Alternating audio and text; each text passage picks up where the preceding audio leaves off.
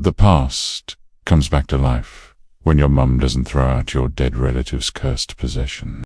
All of that and possessions by said possessions on today's episode. Are you afraid of the Dork?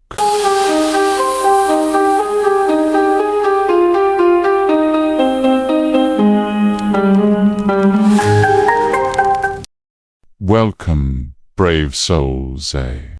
So, before we begin, if you want us to continue maligning your favorite 90s TV show, please consider subscribing or hitting the like button, as it helps the channel out. Now, let's bring you back to September 19th, 1992. The United Nations Security Council issued a condemnation regarding the ongoing conflict in Yugoslavia. A few good men was in the theaters, proving that you can't handle the truth. Boys to Men continued their David Carradine-like grip on the US Top 40. Before we continue, if you haven't watched this story, and you don't want to know what happens when you don't feed your dogs, be forewarned there be spoilers ahead. We open as Betty Ann and Kiki are breaking sticks for the fire. Frank, Eric and Gary Potter come back, clucking with wood in their hands. And we find out that all GP is a chauvinist as he pushes Betty Ann out of the way, because he is the fire starter. Twisted fire starter. Kiki tries anyway and gets burnt by the match. There weren't many Marisus in the 90s. David, recently neutered by network execs, asks about Kristen. The team mocks Kristen, as she's not the hands-on type. They hear a dog howl and Eric asks if it's Kristen. Frank says that she's no dog. Just then Kristen appears with Elvis and he ain't nothing but a hound dog. Kristen comes in looking like a Canadian dominatrix in a riding jacket, knee-high boots and possibly a riding crop. Eric taunts her and she replies that she has a tail that will have him shaking in his boots. Let's see if she's right. She tells her now, bitch boy Dave, to toss the dust, and so begins. The tale of the hungry hounds. Be open in the creepy attic of Pam, whose mum is a pack rat. She even has a taxidermized pack rat in the attic. Okay, fine, it's a raccoon, but still. Pam's cousin Amy is visiting from the city. Amy likes to play dress-up in her dead relative's clothes as we meet her wearing an old wedding dress and acting ghost-like. She tells Pam that she doesn't believe in ghosts, while a trunk with old papers and photos fall out. Amy picks up a photo and thinks it's a photo of Pam, but in truth the photo is of their dead Aunt Dora and her horse, Mirage. They hear a squeaking sound and follow it to a trunk. The trunk literally has their Aunt Dora's name on it, and conveniently a date. 1963. They try to open it, but it's locked with a combination. The girls see a mouse hole and surmise that it's Mickey making the noise. But suddenly, they are called down to feed the dog. Not dinner, but doggy dinner. I wonder if this will foreshadow anything. Nah. The next day we find out that Amy is spending the summer there. Is this a common thing in Canada? To pawn your kids off with a relative for the summer? First Beth and the Lonely Ghost, and now Amy here. Now bored to tears on the farm, the city slicker. Cousin asks what Pam does for fun, and the country curs takes her to see a horse. Pam calls the horse over with a carrot and begins to climb onto it. When her mother comes speeding along leaning on her horn like a New Yorker in rush hour, the horse rears up, knocking Pam on her back. Pam! Mommy Dearest runs over and warns her that horses are dangerous and she should stay away from them, and that it was the horse that freaked out, not Mommy startling it with the car horn. City of Munchausen. Population, Pam's mum. Her mom also suffers from horse PTSD after her sister Dora died from a horse 30 years ago. Or maybe her mom is some kind of horse hater. I don't know. Pam gets out her greatest board games from 1976, including Chinese checkers and a Ouija board. They give the old Ouija board a spin, and it starts spelling Leet Mouth, which was the name of their dead uncle. Just kidding. It spells "let me out" and gives a 3-digit combination, just like the lock on the trunk. We know that it's a French-Canadian Ouija board, as it says au revoir, alongside the words goodbye on the board. The combination works, and Fievel goes west, scaring the bejesus out of our protagonists. They summon their courage and open the crate, which we find out that Mr. Jingles was smuggling bits of dry ice into it as it is smoking like it's April 20th. Ever the cause player, Pam puts on her dead aunt's riding coat, which possesses her with Aunt Dora's spirit. Now in a trance-like state, the combination of Dora and Pam, who I will now call Pam-Dora, makes for an open vent in the wall.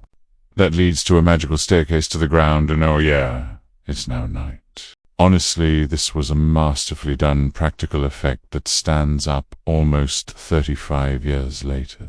Amy hears a strange sound in the woods, maybe a fox. But no one truly knows what a fox sounds like.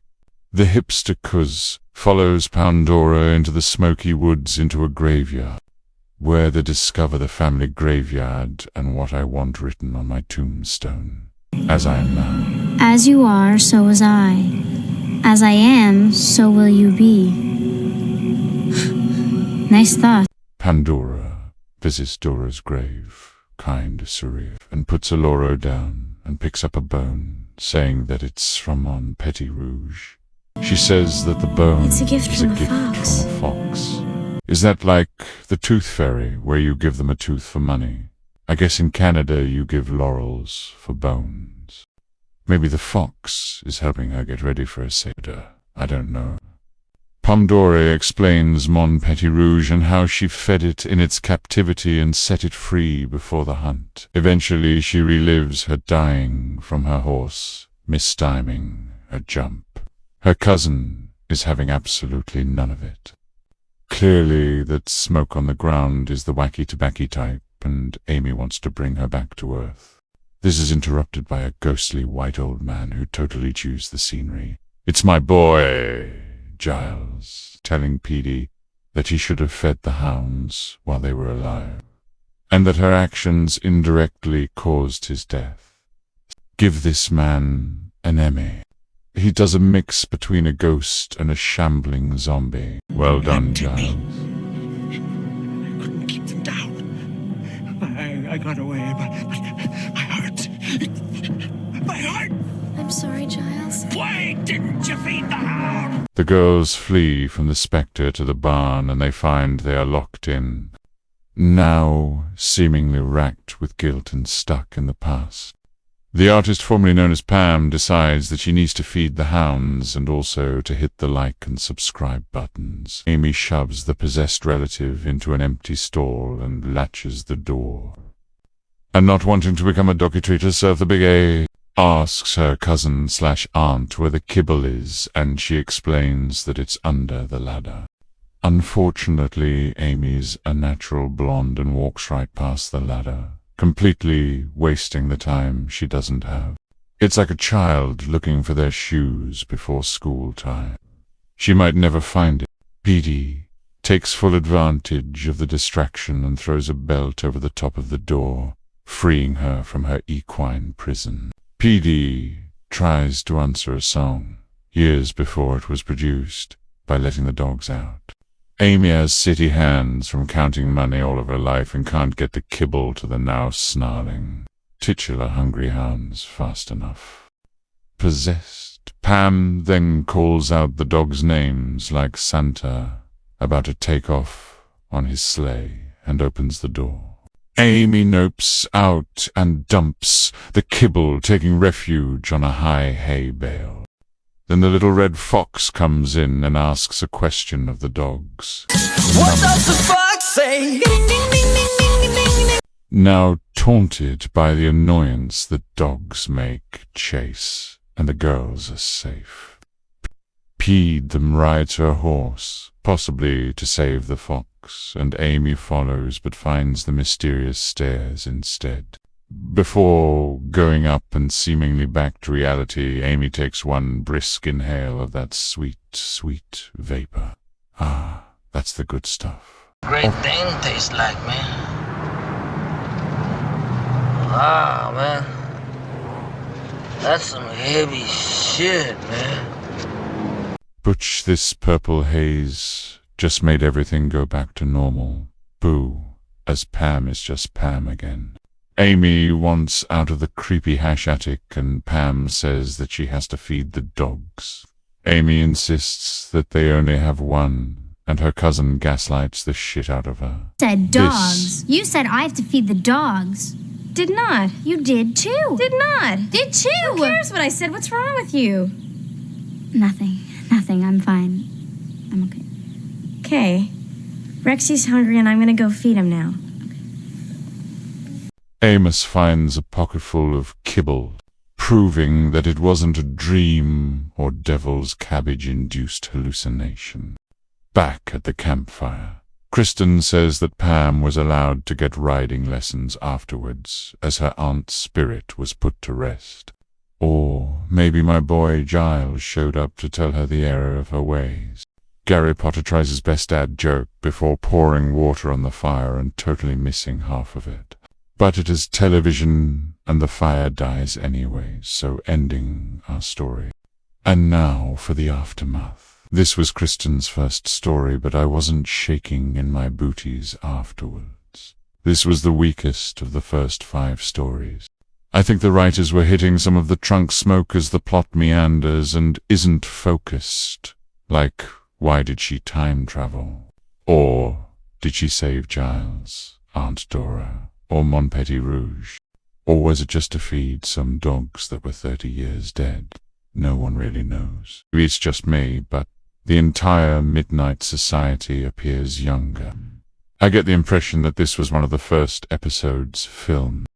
David Francis, who steals the show as Giles, returns to the series a few more times. Once as the eponymous Old Man Corcoran in the tale of Old Man Corcoran, and later as the non-eponymous Daniel Carpenter in the tale of Station 19.1. Once I had a red Toyota Tercel, which I named Mon Petit Rouge. The phrase on the grave was widely used in the past, including by Edward the Black and Thomas Gooding. It originates from the Latin phrase irum quod es. Iris quod sum, literally translated to I was what you are, you will be what I am. So that's our show. You know the drill. Smash the like button. And until next time, stay curious and remember to feed your dogs, especially the dead ones.